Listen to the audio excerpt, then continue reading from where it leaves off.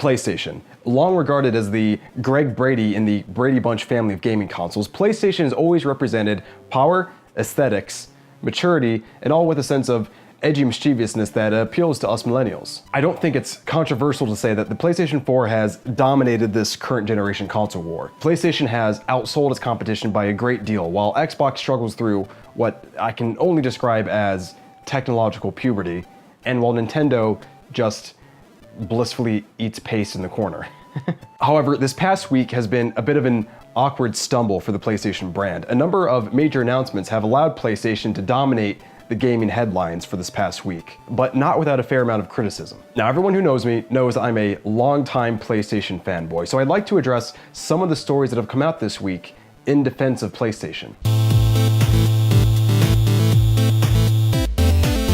This week, Sony announced two new additions to the PlayStation line of home consoles, the PlayStation 4 Pro and the PlayStation 4 Slim. Neither of these consoles come at any real surprise because they've both been rumored for a long time. In fact, the PlayStation 4 Slim has actually been in the hands of reviewers for weeks now. But despite being featured on many prominent tech blogs, it didn't stop Sony from denying the existence of the console right up to the day of launch. And personally, I think you have to respect that kind of commitment. I mean, I can't think of another time when a company has had the resolve to deny the existence of something while people were holding it in their very hands. Even Bill Clinton wouldn't have the guts to deny his affair if the press had caught him in the Oval Office with his slacks around his ankles and Monica Lewinsky doing the old, Magilla Gorilla on Clinton's. That is why we will introduce a PS4 system that is slimmer, lighter, and more energy efficient.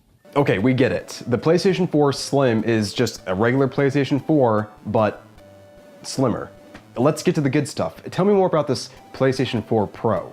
We named it PS4 Pro to symbolize that it is part of this generation and targeted to the hardcore gamer or those who have invested in advanced display technology. With the PlayStation 4 Pro, Sony is honing in on a previously untapped demographic. That's people who have the money to spend on a 4K TV, but are too cheap to purchase a computer that's powerful enough to run it effectively. We're also equipping PS4 Pro with a 1 terabyte hard drive to ensure that you'll have plenty of space for new experiences. Some people have criticized the 1 terabyte hard drive upgrade as being too minuscule, but I prefer to think of it like this. Yeah, 1 terabyte isn't a lot, but it's more than enough space to download every PlayStation 4 exclusive title that's slated to release this year. So, also 1 terabyte is enough space to download The Order 1886 30 times, with enough space left over for you to draft a suicide note. We believe that the potential of HDR is incredible.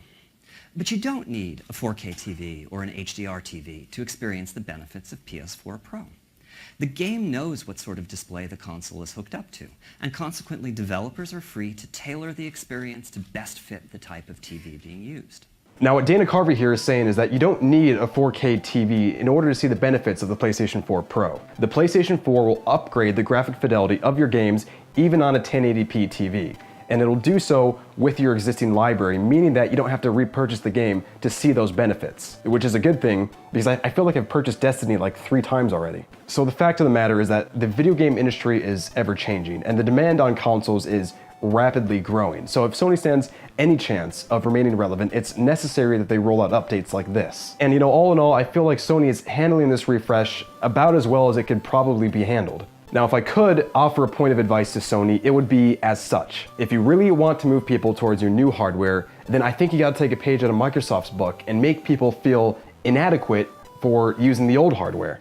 Personally, I think the best way to do this is through the naming of the consoles themselves. Now, the PlayStation 4 Pro is a great name, so why don't we just leave that? But I would call the PlayStation 4 Slim the poor man's PlayStation 4. That way people feel cheap and dirty for buying it. I would also retroactively rename the original PlayStation 4 to the big fat poor man's PlayStation 4 in parentheses for losers. And then you just gotta rename the PlayStation 3 to I have a small penis Station 3 and then allow the pressure of social scrutiny to push people towards a new platform. It's easy. Some people have criticized the presentation for being uncharacteristically lackluster compared to other PlayStation events.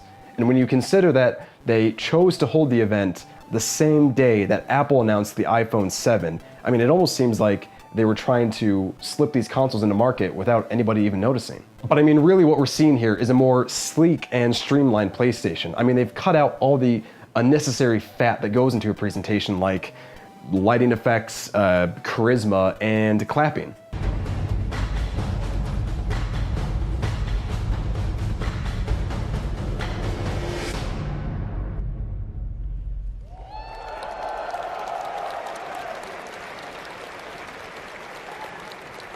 So tonight, it's my pleasure to introduce to you the new PlayStation 4 lineup.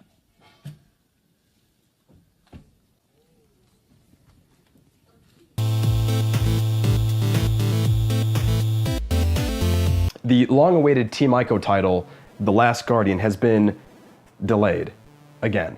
Now, the developer has cited unforeseen bugs in late-game development as a culprit for the delay, and, really this is just a blessing in disguise. I mean, October is always such a congested month for AAA game launches, so with The Last Guardian being moved, I mean, it just gives us more time to appreciate all the awesome games that are coming out in October. I mean, just take a look. In October, we've got Battlefield 1,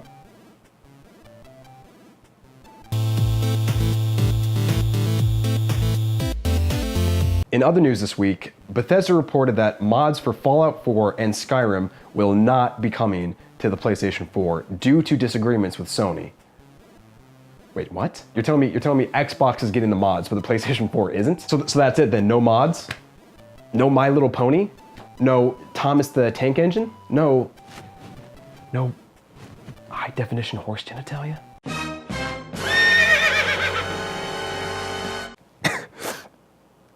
What the is even the point then? I'm sorry, I'm getting a little emotional. Can we take a break?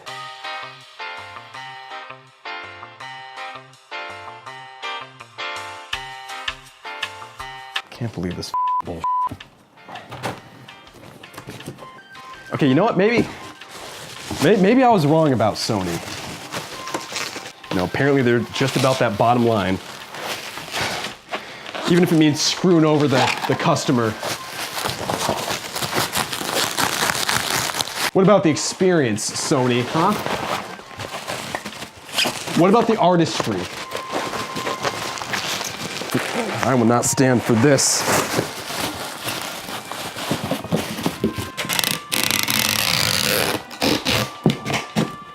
I am personally boycotting PlayStation until they make mods available on the PlayStation 4. With God as my witness, I will get hashtag HD horse genitals on PlayStation 4 trending on Twitter, and justice will be served. This is going to eBay.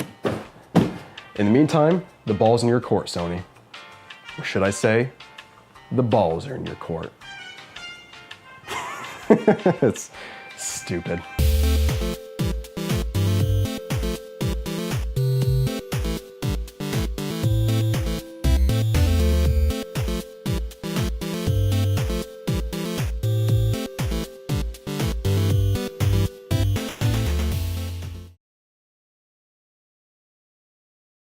So the fact of the matter, okay,